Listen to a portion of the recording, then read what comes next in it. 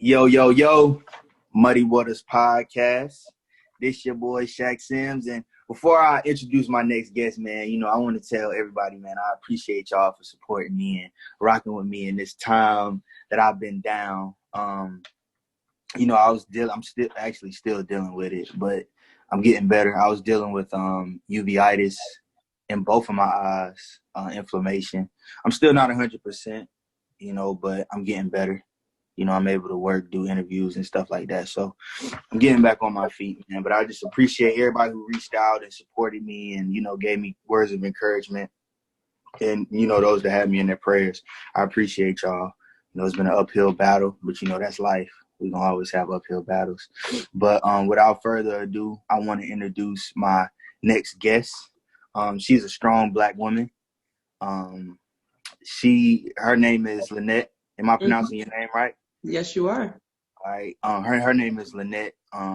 She's from Philadelphia, and she's a strong Black woman who's battling and living with HIV, but she's kicking, HIV's ass, as you can see, looking at her, Thank you. But, yeah, no problem. First and foremost, I want to say I appreciate you for being willing to come on my show and tell your story and being, willing to be transparent and give my guests the information and the knowledge, about your diagnosis.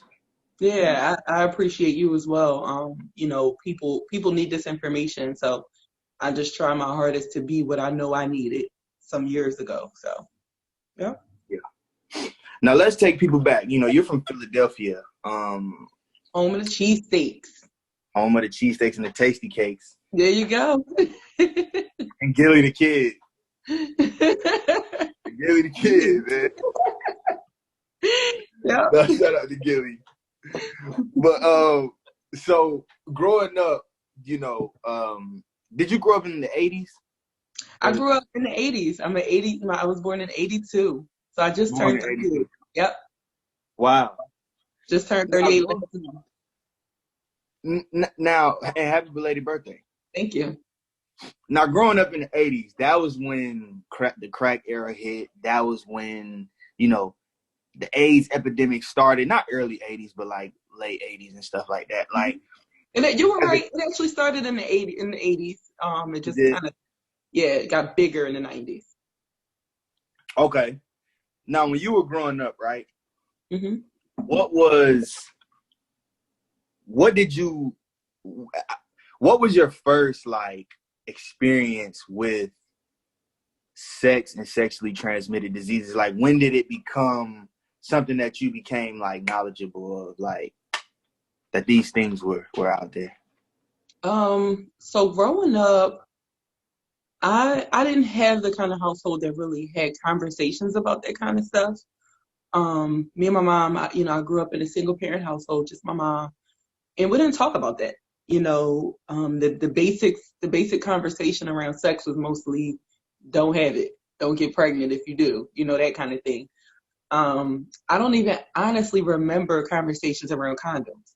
It was just don't have sex. That was it. So I think that most of my knowledge regarding STIs, STDs, and the bad side of sex came from just kind of talking to friends, hearing things from them. And that was pretty much early 90s. So I think I remember my earliest conversations about sex maybe being about 11, 12. But even then, those conversations about sex at 11, 12 was, ooh, it's fun. Let's go sneak and do this. And what even is sex at 11 and 12? So those kind of conversations. But I don't think I was really, my eyes weren't really open to STIs and STDs until maybe about 14, 15, when I started hearing some friends talk about it. I remember going to the clinic with one of my friends because she had some kind of issue and she wanted to get it checked out. So around 14 was probably about the age that I was. Yeah. Now, when you're growing up as a kid and, you're finding out about stuff, a lot of times you're finding out from your friends, like you said, but were there like sex education classes? Because I know in the 5th grade, we had watched the video and it was so animated and childish. Exactly. But, I mean, did y'all have any of that type of stuff back then? Because I'm trying to imagine what like the school system and stuff was like. Because a lot of stuff is First of all, mandated I now. gotta ask this question because you keep saying back then. When were you born? I was born in '93, so You ain't gonna keep saying back then now, okay? I know I'm old enough to be your big sister, but it wasn't that long before you, okay? But so yes, back in the Stone Age, we did BC. right. Back in 1982 BC, we did well, you know, when I was in school, we did have some sex ed classes, you know, but like you said, it was a joke to us as kids. It was real information, you know, but sitting in the back of the classroom watching these videos, you just giggling with your friends and, you know, you laughing at, you know, little things. They talking about sex and penis and vagina and all these words are funny. Like even in high school, I remember giggling about the words in high school. So it was never really taken seriously. And I remember them putting pictures up, you know, of like, what like herpes look like and what crabs look like and stuff like that and what the different things can do on the inside of your body and looking at it like ew, but you didn't really internalize it, you know. And think it can happen to you. Yeah, and for the most part, everything that they talked about, you just take a pill for, get a shot for, and you're okay after that. Mm-hmm. You know, the HIV conversation wasn't even honestly a conversation. I don't remember conversations about HIV when it came to sex ed. And my first knowledge of HIV, I mean, all of my knowledge of HIV, even through my 20s, was what they showed on TV and in movies. So HIV meant gay men, or HIV meant prostitutes, or HIV meant people that use drugs. I wasn't any of those, so I didn't have to worry about it. Right. You know, so it was like either I'm going to take a pill, get a needle, or if it's something like HIV, that's not on my radar. Yep. True indeed. Now, when was the first time, because in Philly, I know in like DC, Philly, New York, like Maryland, like it got pretty bad. Like the drugs got really bad, and then, you know, AIDS hit, the HIV started hitting at a rapid rate, you know? Like, when was the first time you saw someone that you knew or that was around you that, you know, had HIV? Was it early? I don't remember. You don't? It was just like normal. It was just a part of life. Like it was. Yeah, like before my diagnosis, I don't remember anyone talking about it. So I'm sure there were people around me who were living with HIV, but no one spoke about it. So I never was exposed to anyone who was open about it until after I was diagnosed. And I was diagnosed at 26. So wow. Yeah. And that's exactly why, you know, I decided to speak, because where were all of these people? You know, where were the women that looked like me back in the day talking about HIV? You know, how did I get HIV? And, you know, and that's something for gay men and prostitutes. And I contracted it in a relationship. So where's the other? I can't be the only one. Like, where are the other women that look like me? Right. You know, now I know a bunch of them. Yeah. The power of social media, you know, I know a bunch of beautiful Black women who are living with HIV. But it's like, where were they before? Why was the news so? Why weren't we exposed to people, you know? Or why did we choose to stay silent back then? We meaning, you know, Black women living with HIV. Yeah. And, you know, it's crazy. Like, it's so crazy. Like, in the Black community, we don't have these conversations just about like health in general, like health, mental health, or whatever. It's like you have a diagnosis, right, of something that you can't control. Let's just say like depression, for example.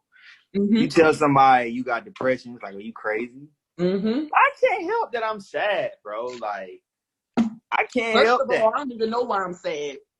So I can't even tell you why I'm sad. Now I feel crazy for not being able to tell you why I'm sad. Like, And then it's like double so, depression, and then it's like it's crazy. Like, I was you, diagnosed with depression and anxiety as well.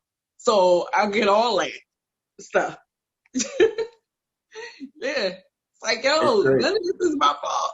None of it, literally. It's not like you were out here doing something you had no business or Mm-hmm. whatever. But now you say you contracted it in a relationship. Like, how long were you and the guy who gave it to you together before he had given it to you, or at the time, you know, like how Yeah. long were you together?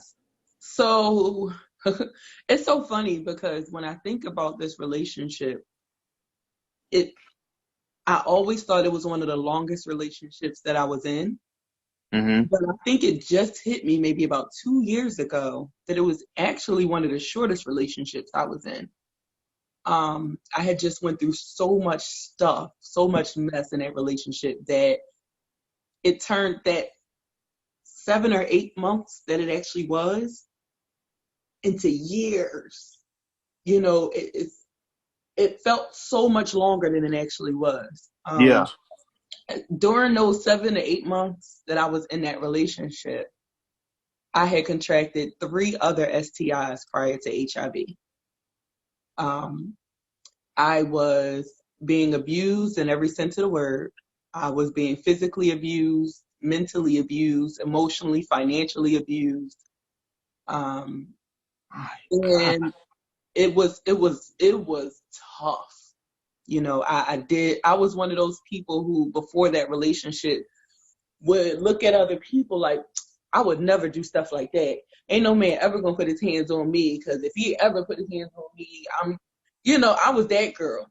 Mm-hmm. So now here I am in this situation where I'm getting my eyes black, and I'm getting pushed in the walls. And how am I going to tell somebody that after I done talked all this mess to everybody else? So I Mm-hmm. isolated myself. I couldn't tell people what I was going through.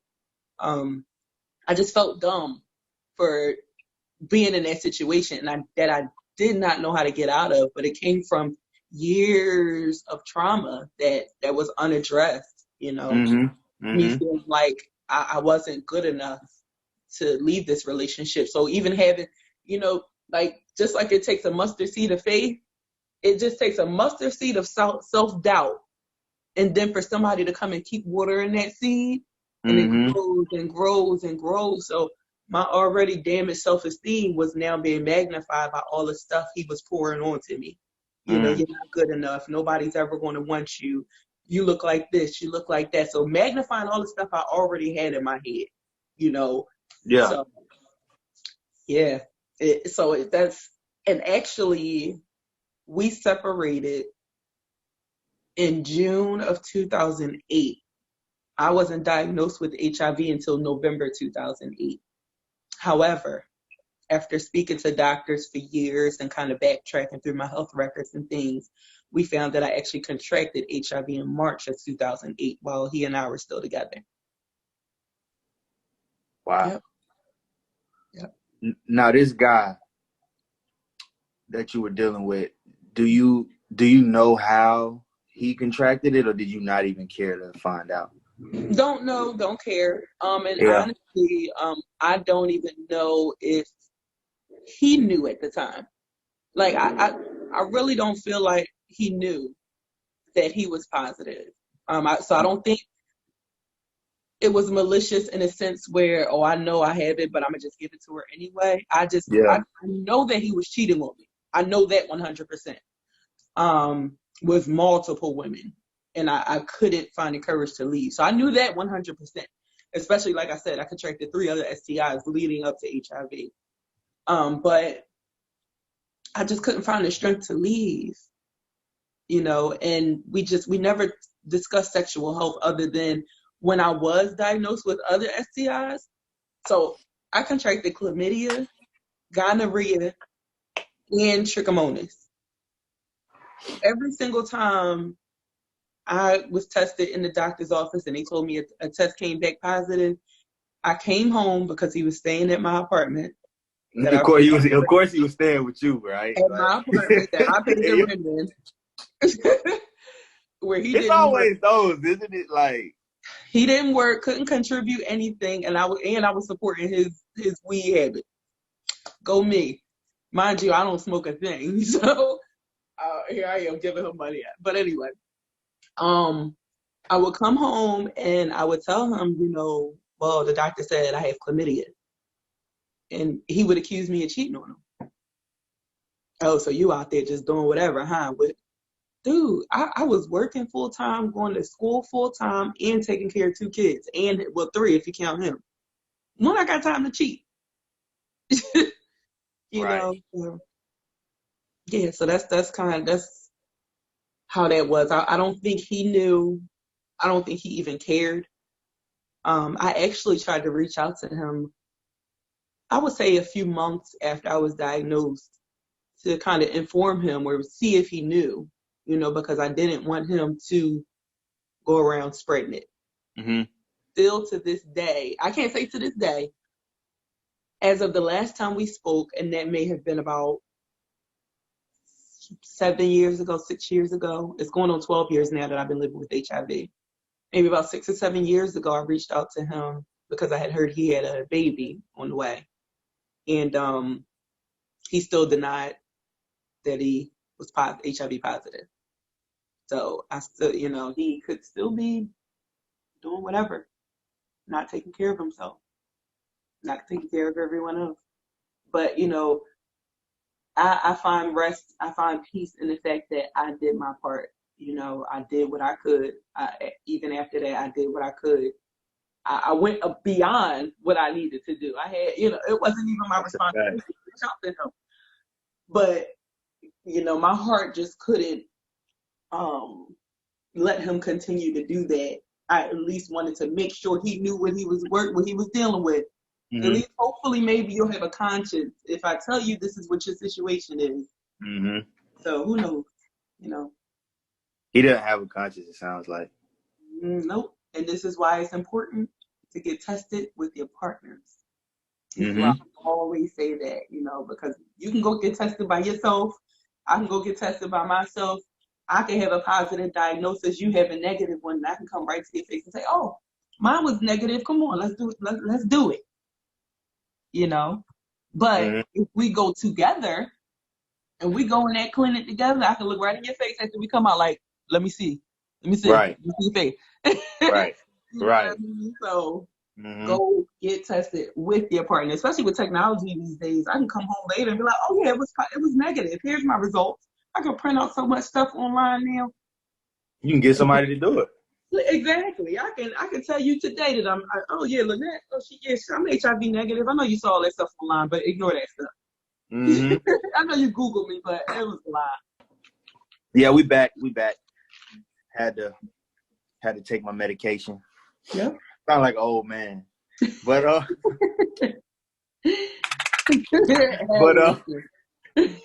you gotta do what you gotta do. That's a fact. I'm like, it's part of my medication. Right. So everyday life. Yeah, it is what it is. Mm-hmm. Now, when you talked about getting diagnosed with HIV after you ended that relationship, like that moment when they told you, walk us through that, or do you even remember? Because I don't think I would be able to even talk about that moment again. Like, that moment was insane. Sometimes I switch the story up, not purposely, but I think a lot of things after that happened, I don't really remember clearly. I'll tell it one way, and my best friend's like, "That's not how it happened." I'll tell it a different way. My husband's looking at it like, "What?" So, but that moment I remember clearly. I remember walking into the doctor's office. I remember walking in the door, and this was the door, and then there was a set of chairs on the side of the door. Mm-hmm. It was 3 chairs. I sat in the middle seat. I remember the nurse coming out and calling my name and telling me that, the doctor was ready to see me. This is after I had went the day prior for just an annual visit. Us ladies got to go yearly to get everything checked out. Mm-hmm. They called me back that day and said, you need to come in. So nurse came out, come onto the bed. So I went to the bed, and I remember sitting down in a chair. I sat here, her desk was here, and she was sitting in a chair facing the desk, so kind of sort of facing me. I was looking at her this way. Mm-hmm. And she said, I have to tell you some news. Your HIV test came back positive. So I think I had an outer body experience at that moment, I believe, because I didn't feel like she was talking to me. For real? I did not. I knew it was weird. Like, I knew she was talking to me, but you couldn't be saying that to me because Black women don't get HIV. Right. So I just said, okay. I literally said, okay. I remember that. I said, okay. And she said, did you hear me? I said, mm-hmm. Okay. So what's next? That was it at that moment. And then I remember her just looking puzzled, like, why was that her reaction? And I said, oh, give me a minute. I need to go to the bathroom. I remember having to go to the bathroom. I remember the feelings. I remember having to go to the bathroom. I got up. I walked down the hallway. The bathroom was at the end of the hallway. Now, when you go into sorry to interrupt you. No, it's okay. When you go into the bathroom, is it settling in? No. Or is it just? I just got to go to the bathroom. I don't know what that lady back there was talking about, or who she was talking to, but I got to pee. So none of this stuff, none of it.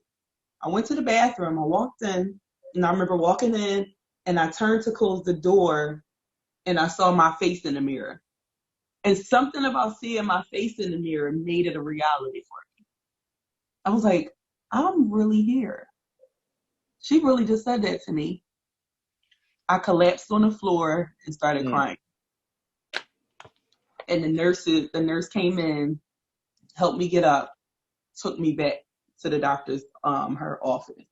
And that's when we really, really started breaking down the conversation about what's next and what I need to do and medication and tests and which doctor's office you go. It was a lot. And the only thing I could hear in my head was, oh my God, like all the negative thoughts, all the stereotypes, all the stigma, all the horrible things that a lot of people that are not educated about HIV, like I was, not educated at all about HIV, could think. Oh my God, I probably gave it to my kids.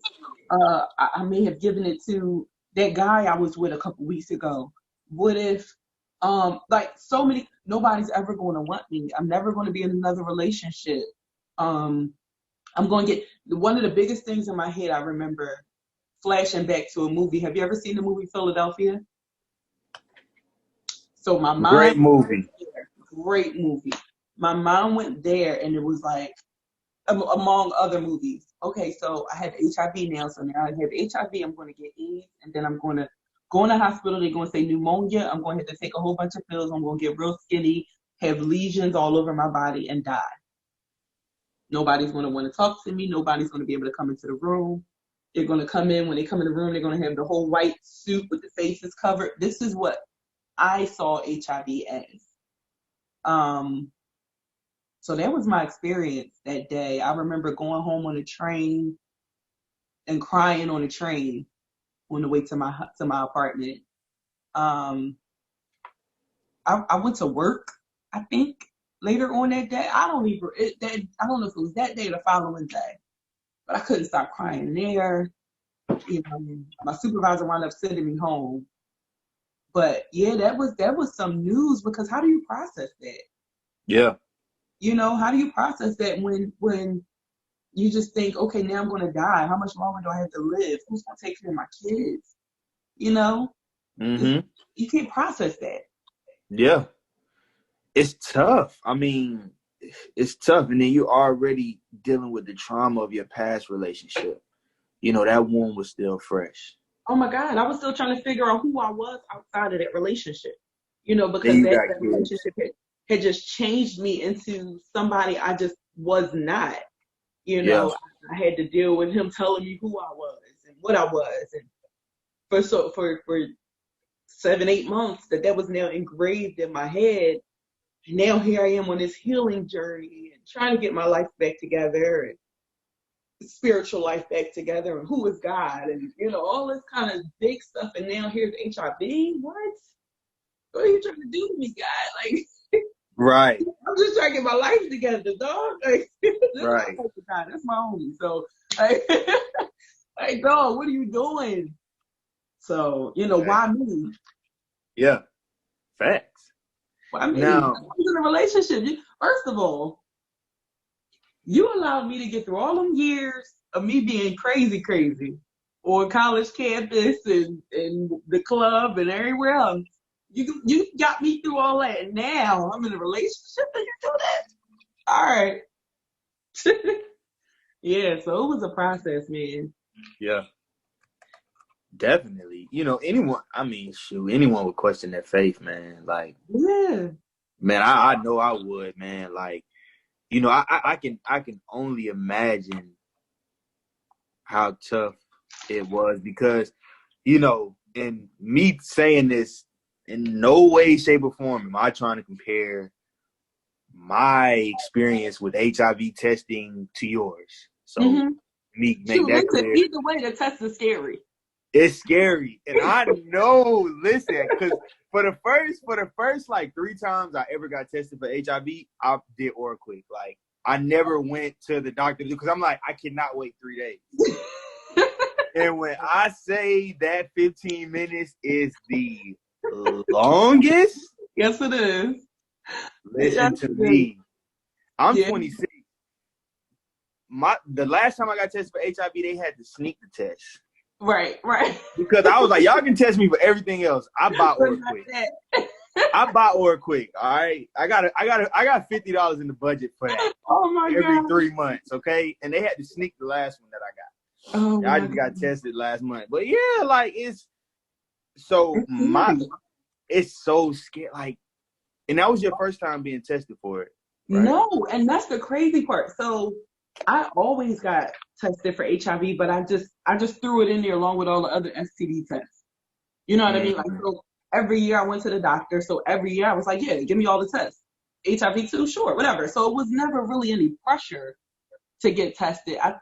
I don't think I've ever went to get tested for HIV like by itself before that. Yeah, yeah. Like thinking to myself, oh my God, let me go get tested. I never did that. Like it was always just a whole total package. So like I Mm-hmm. said, when I went for my annual exam and they called me and told me that I need to come in, it still wasn't even a thought in my head. I wasn't like, oh my God, what if they say HIV? Like I'm thinking pregnancy. Like I'm thinking like, what if the boy gave me something? But I'm thinking like on a level where I could pop a pill or two. You like that's the level that I'm thinking.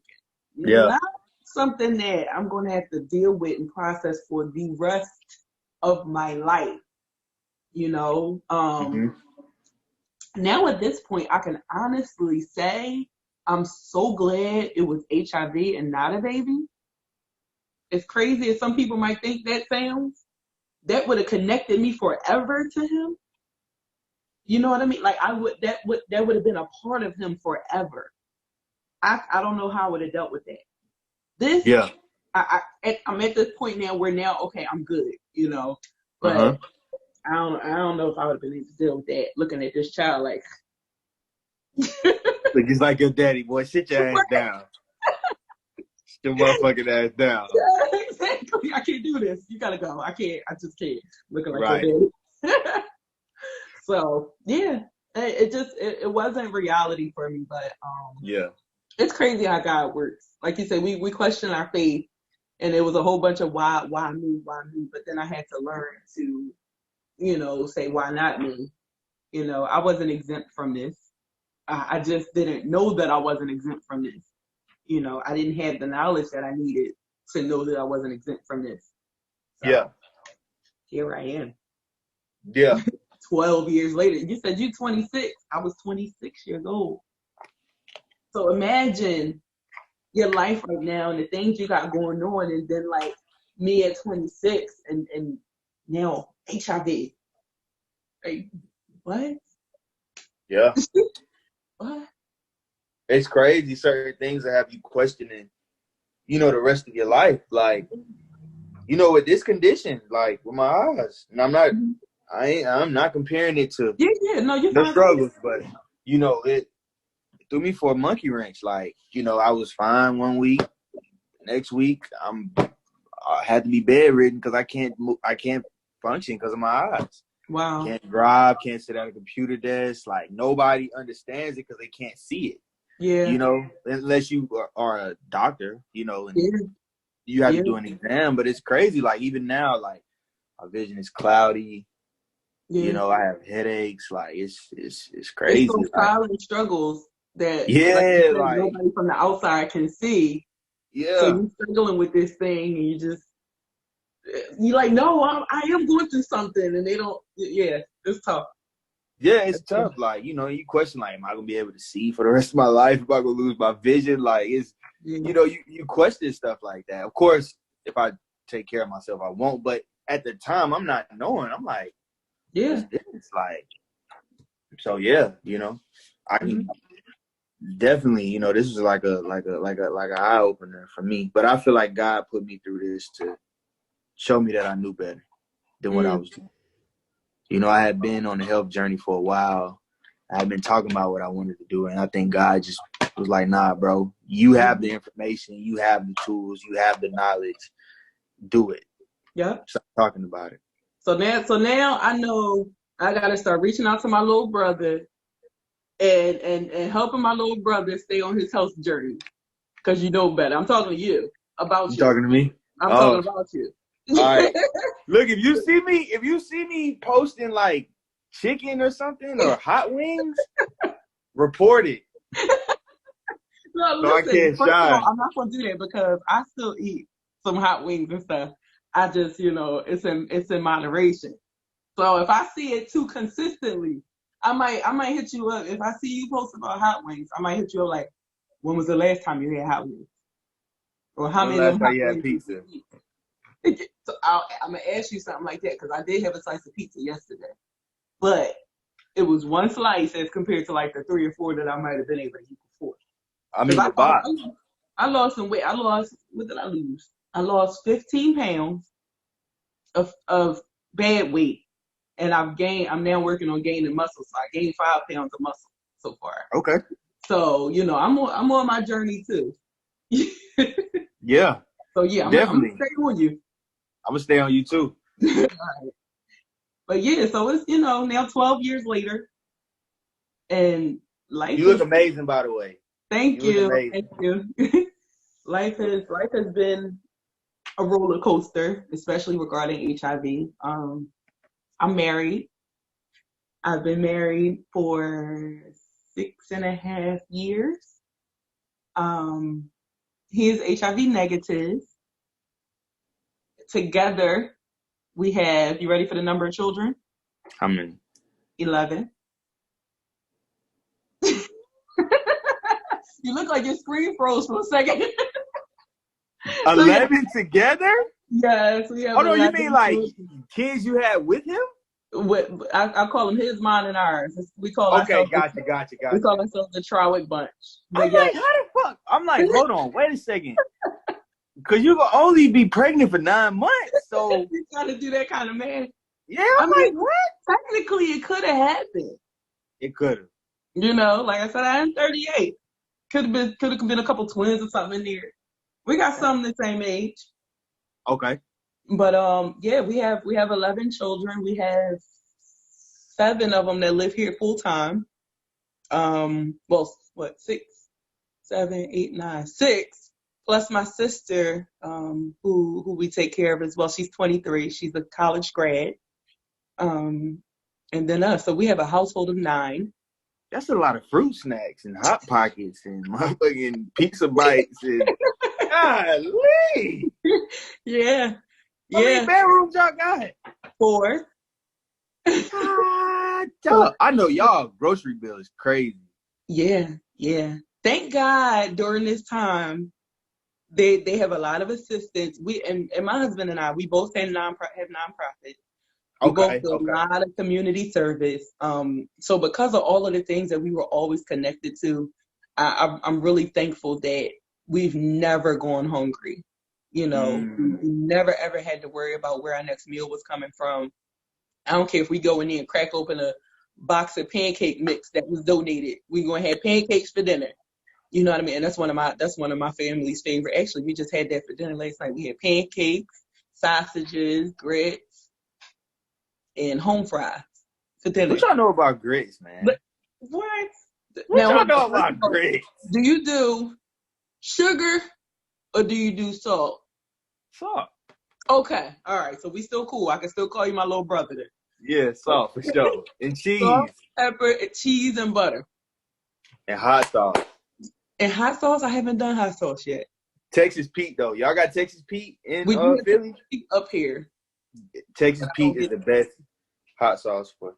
Now, if you want to get jazzy, though, you can do syrup. Aunt Jemima. Now, honestly, so what I just named was all on my plate. So on my home fries, I do hot sauce on my home fries. And I put my grits next to my home fries.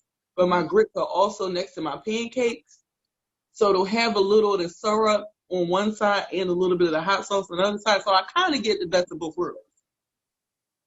Not too bad. Not too bad. That sounds good. So, but yeah. So that's, that's my family. And, all the children are HIV negative. That's beautiful. We talk about it. All the kids know about my status. And they range in age from 4 to 20 right now. One will be 21. But we talk about it. We're very open about it. We want it to be a normal conversation, in our household. They know why mommy takes medicine. It's funny because the other day they saw me take my medicine. Usually it's late at night when I take it, but I took it a little earlier and they were still up. And my daughter looked, she was like, "What's that for?" I was like, "For HIV, remember?" She was like, "I forgot you had that." I forgot, but because it's just so normal in my house, and it's a regular conversation. We talk about it together. They come to different events with us, all kinds of stuff. They can teach people about HIV, and actually, our teenagers, they have taught a couple workshops, like peer workshops, to their peers about not just HIV, but how to live with parents who are living with HIV. Talking about the pressure, the bullying, and what you should say if somebody approaches you about your parents and things like that. But I don't have a lot of those issues. Their friends love me, so they all call me mom anyway. Right. So don't get to the bullying situation. Yeah. Thank God. Yeah. Thank God, boy, because being bullied about your parents, and I can imagine how tough that is, because it's like I didn't do anything. I can't help who my mom is or my dad is. Like, can't help that. And it's really about, I feel like with any of this, it really depends on, I think with anything, it depends on how you relay the information. So if you invited me on this podcast and I sat here and I was like, I got HIV, and I'm looking all sad and depressed and everything, that's how people would receive HIV, But that's not what it is in my life. Like, HIV literally has saved my life. It sounds, HIV has saved my life. So this is how I talk about it. Yes, I'm living with HIV. I talk about my family. I talk about, my nonprofit that's based around HIV. And now I started incorporating fitness into my nonprofit, and selling fitness, nutrition products and things like that to help. A lot of my clients are living with HIV as well, so helping boost their immune system and getting out and getting in shape and things like that. We all know help our health anyway, help our overall physical health. So Right. Yeah. You found purpose in it. I did. And that's what I think is important with anything that we go through. We're never going to stop going through stuff. But Right. it's really, what is it that you're going to get out of it? What kind of lessons are you going to learn from it? Who can you help afterward? Because I've been so transparent, I get so many people in my DMs, so many people texting me, emailing me, oh, thank you so much. You've helped me. Can you please talk to me about this? I had one woman come up to me after a workshop presentation that I did before, and she said, I really appreciate you because I'm not living with HIV. However, my brother is. And some years ago, when he told my family, we treated him so horribly. She said every time he came over for dinner, he would have a paper plate where everybody would have real plates. And, they would go to the bathroom and wipe everything down after he used it. And it was the fear and it was the ignorance. They didn't know. So they were taking all these precautions. So he stopped coming around. She said, I don't know where he is. Last I heard, he was homeless. And she said, but we were just afraid to have him around. But now listening to you and knowing that you're married and your husband is HIV negative and y'all have kids, and I had my son naturally. You can't get any closer than that. You can't get any closer to the baby in your stomach and coming out of the birth. But he's eating, like, I mean. Right. You can't get no closer than that. And they're all HIV negative. So, because of that perspective, she was like, I'm going to go find my brother. Knowing now what I didn't know before. So that's why education is so important, because it can literally change the world. It can change a person's life. Yeah.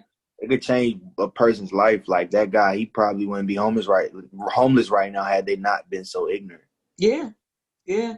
And the reality is, a lot of people who are living with HIV, I don't think take advantage of the resources that they, have as far as education. Mm-hmm. Learn about what's going on inside of your body.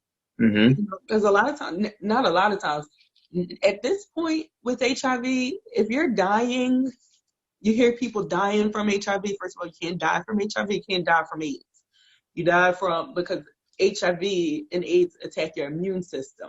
Mm-hmm. So you die from whatever it is that got into your body from your immune system being weakened. So, but now when you hear things like that, more than likely it's because the person was not taking medication. Because the medication is so amazing now. I take 1 pill a day. So the medication is so amazing that it keeps my immune system in check, so now I'm not allowing all that other stuff to get into my body. I'm able to fight a lot of those things off. So if you hear somebody dying from complications from AIDS, it's more than likely because they did not take their medication. They're taking care of themselves too, right? Yeah, exactly. So it's about educating yourself. I know people that's been living with HIV 20 years, and I remember meeting a woman last summer. She said, I would love to go on this church retreat. We're supposed to be going somewhere, and they got a pool and this and that and the other. She said, but I don't want to go because they're going to ask me why I'm not getting in the pool. I said, well, why are you not getting in the pool? She said, well, when I get in the pool, I can give people HIV in the pool, right? No. So it's up to us to educate ourselves. So you've been isolating yourself like this for 20 years. You're literally killing yourself. Yeah. You're avoiding all this stuff that you can do without passing somebody HIV. No, you ain't gonna get in the pool and sweat off HIV into the pool and then somebody touch it. It don't work like that. Right. So it's all about the education to help yourself and to help everybody else. Mm-hmm. It's dope that you were able to find purpose in that. It reminds me of, have you ever seen Dallas Buyers Club? No, I didn't. It's a good movie on Netflix. I'm sure you're probably tired of watching movies related to HIV. People probably send you stories and stuff like that. But it's on Netflix now. Mm-hmm. Matthew McConaughey is the main character, and he, in his role, he plays a guy from Dallas, Texas, and he, country boy, homophobic, racist, whole nine, right? And he contracts HIV. But he gets really sick. He's probably had it for years, doesn't know it. Yep. He gets really small, whatever. He starts getting treatment for it. He goes to, I think it was like therapy, like group therapy sessions or whatever. He meets a trans woman. Mind you, he's homophobic. So he's like, I'm not one of them. I'm different because I didn't get HIV the way that, well, they don't really show the way he got it, but he's like, I didn't get it the way that they got it. They end up befriending each other. That becomes like his best friend. And they start a company called the Dallas Buyers Club where they sell HIV treatment. And it's just a great movie. Like, just I'm definitely a great movie. It's a great movie. One of my favorite movies. Like, one of my favorite movies. Okay. But yeah, I'm gonna definitely look into that when we get off. And that's one of the things too. It's so crazy that now that I work in this field as well, that there's so many things. It's still so much division. It's a lot of division in the HIV world too. For real? Yes, just like you hear about like racism and things like that. It's like HIVism. Like, I got it this way. I didn't get it the way they got it. So people think like that? Yes, 100%.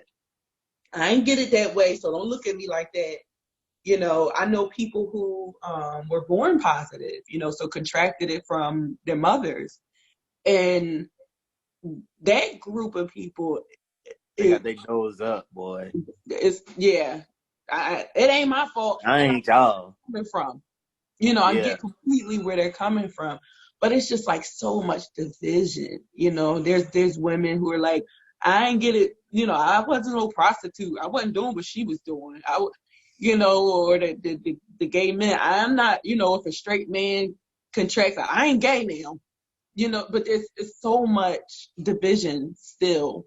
But, just like you're interviewing me, there's so many straight men living with HIV. But how often do you see that? How often do you hear of a straight man talking about HIV? So I think that's one of the things that helps to get rid of stigma as well, is finding these groups of people, finding people to just speak out and be able to be open and transparent, because like I said, prior to my diagnosis, I never saw anybody like me. So what about the straight men? We know they're there. They're not exempt. They don't have like some kind of something that's blocking you from getting it or anything. Yeah. So where you at? So it's those kind of things that helps to eliminate stigma. My husband, he speaks a lot when I go out. He does speaking engagements on his own. We speak together, and that helps to eliminate some of the stigma, because it's like, what, you decided to be with this girl with HIV? You tripping. But then you hear his story and you hear our story together, and it's like, oh, okay, I get it. I get it. So when he found out, sorry to interrupt. No, it's okay.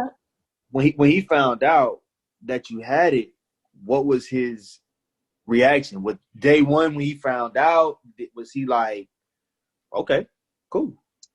So we have crazy history, like real crazy.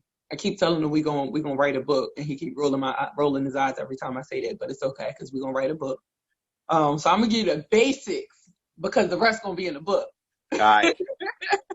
But so he and I knew each other for about 5 years before our actual relationship started. It started out pretty much me being. He put up a post about his daughter needing a new hairdresser, basically. I did hair. So I said, oh, I do hair. I'll do her hair. So we formed a friendship over, the course of the years, of course, me doing her hair every 2 weeks. Then it turned into, okay, we're best friends. We started to confide in each other about relationship issues, kids, things like that. I would babysit his kids. He would babysit mine.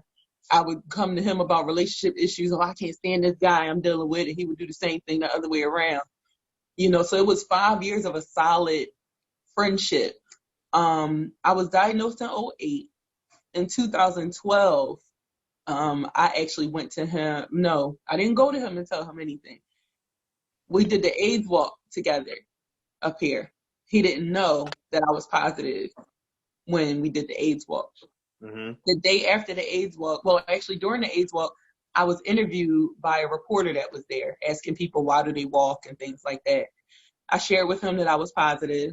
So now this was like in the paper, on the internet, that Lynette is HIV positive. A lot of people didn't know at this time.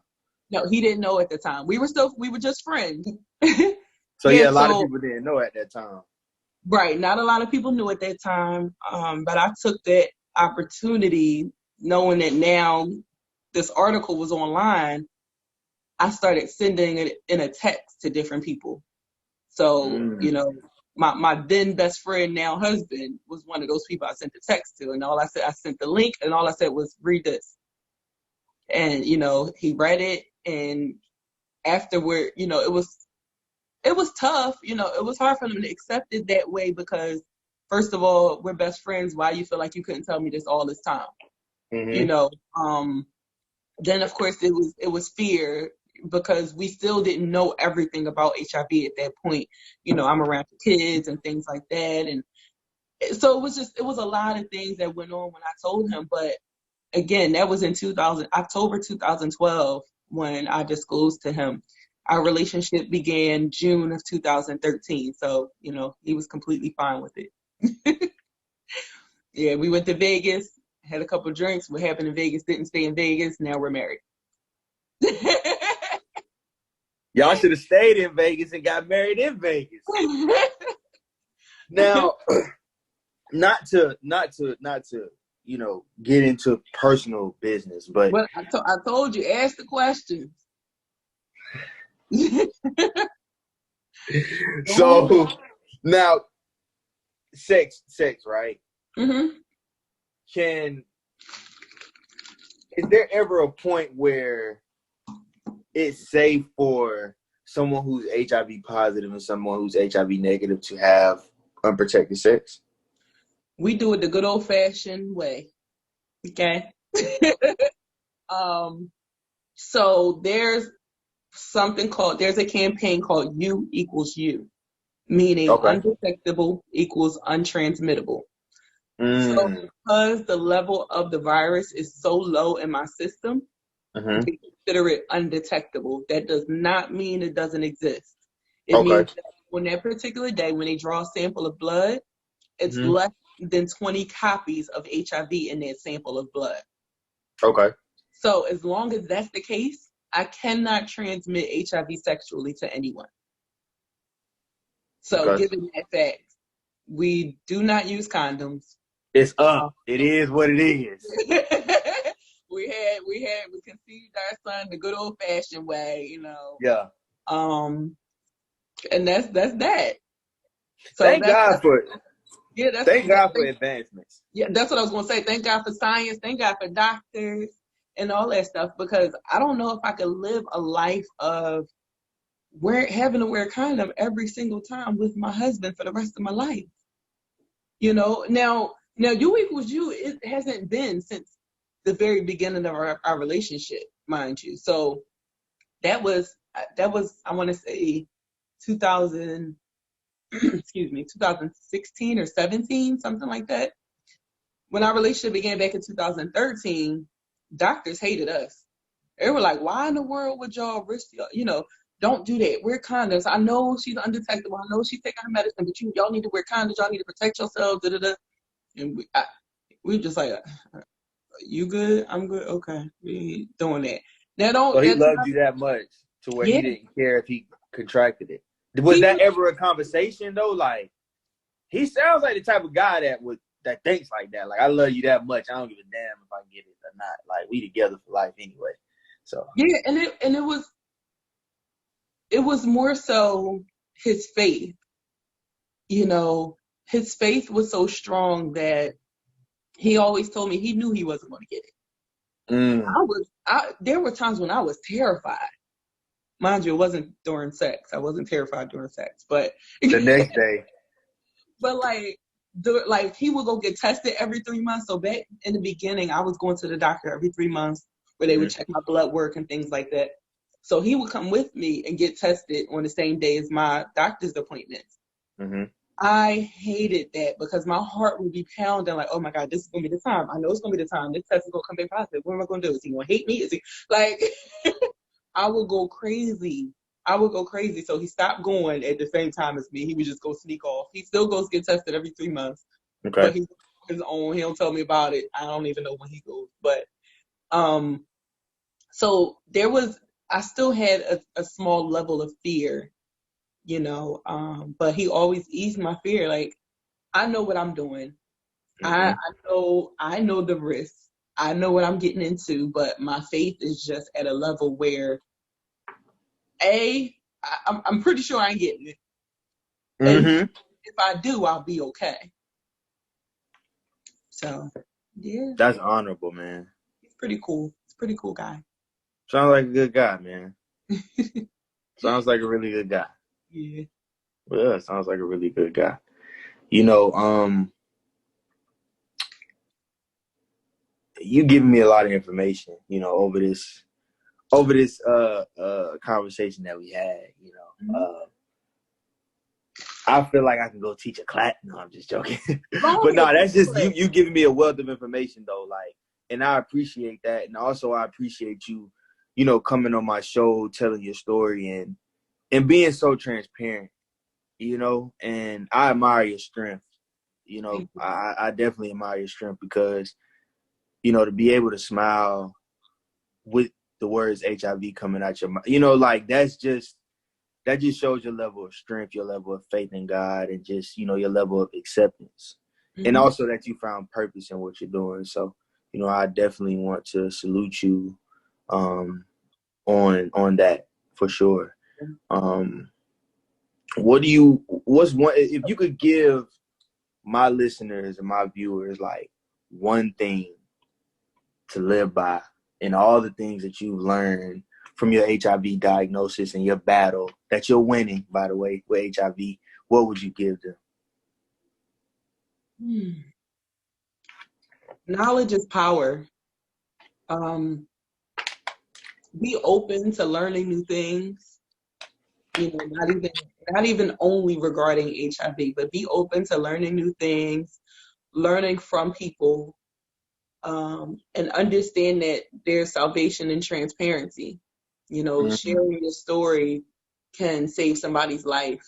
We never know what someone else is going through. You know, we spend time just kind of moving so fast, especially in this fast-paced world, that we don't take time to get to know people. You know, the response to "How you doing?" is usually what? Hey, how you doing? Yep. It ain't even. I'm good. I'm good. How are you? Fine. And then when you say, you say, hey, how you doing? I'm good. How are you? I'm good. How are you? Like, you just asked me, bro. Like, so that's just showing that you're not even really listening. It's just a thing. So, you know, slow down. You know, take it all in. Be okay with sharing your story because you know, even you with the issues that you're having with your eyes, if you talk about that, you never know. There may be somebody else that might say, you know what, Dad, me too. I went through that. You know, and that right there gives a lot of power to people. You know, there's power in numbers. So once I started talking about HIV, so many other women started saying, "Oh yeah, me too." You know, so now there's a group of women that I can confide in. When I'm on days where I'm not like this, and I'm like, I hate this HIV stuff. I'm sick of pills. I'm sick of doctors. You know, on those days, those hard days, I know who I can call. You know, because I have sisters who are in the same fight with me. Because I opened my mouth to say, I have HIV, and they said me too. You know, so now we can all fight together. So I can help them on their weekdays. They can help me on their weekdays. So knowledge is power, and there's salvation in transparency. Yeah. That speaks volumes. I mean, you know, you could teach a class with those two sayings right there. Those two sayings can change a person's life. Yeah. For sure. Yeah. Lynette, tell the people where they can find you. If they want to get in touch with you, as far as like speaking engagements, or if they want to purchase, your products and things of that nature, or they just want to connect with you and share their stories and stuff like that. Okay, so you can find me on Instagram at I Am You Inc. So it's IAMUINC. So that's my nonprofit, I Am You Incorporated. And my email is Lynette, LYNETTE, at IAMUinc.org. So those are the two easiest ways to get in contact with me. I answer my DMs. I'm on Facebook as well, Lynette Trawick. Last name is TRAWICK.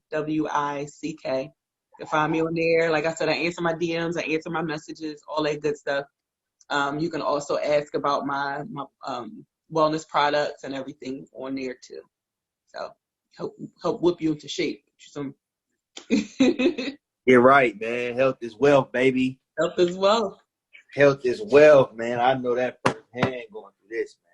I need one of them shirts too. I'm trying to read the line underneath to get it out the mud. Oh, it's the definition to get it out the mud. Okay. Hold on. I just literally dropped some new shirts today too. Oh, okay. All right. I got to check them out. To accomplish your goals without any assistance from the ground up. See also grind, hustle, and strive. I love that.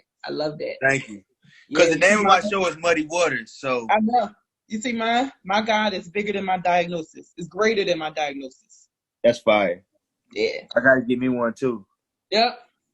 Yes, sir. I got you. Sir. What time you wear? Medium. All right, I got you. All right, and send me your location where you want me to send the shirt to, and I'll send you one too. Send me your size and all that.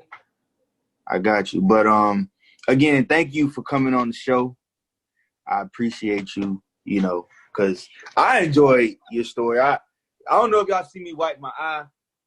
I'm not gonna confirm or deny that I shed a tear, because like my eyes are watery because of this, like, that's your story and you sticking to it. Yeah, man. Like, it was. I'm not gonna confirm or deny, but I am going through something with my eyes. But no, I enjoyed this story. It was a roller coaster, but I'm so glad that things turned out for you the way that they did, and you're gonna keep riding high. Yes, thank you so much. Thank you. And good luck with everything with your show as well, and I'll continue to keep your health, your show, all that stuff in prayer as well. Thank you. Same to you. All righty. You have a good one. You too. Muddy Waterz, we out.